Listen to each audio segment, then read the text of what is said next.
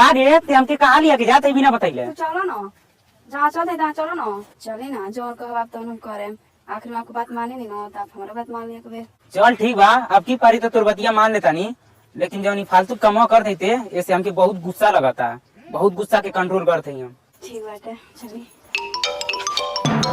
आइए देखते हैं, बैठचंद मजा आएगा।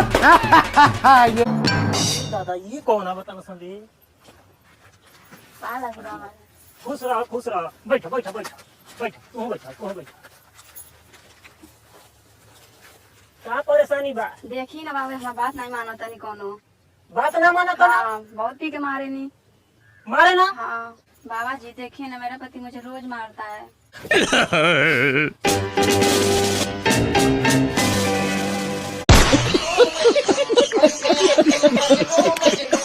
अरे तोरी बहन के आँख मारो, कहिया हम तो के रोज मारे नहीं रे, बोलबी ते झूठ, खो अपन माई कसम। घर ना आला तुम्हारा वो चित्त में मार ले बाबा, सर मैंने बचा लिया है। ज्यादा बोलो ना तो 2 एड़ा बजा देबे। अरे बाप रे बाप, मेहरारू के हमके मारे कहतिया। ससुरा के खोइबे चोखा तो खोइबे धोखा।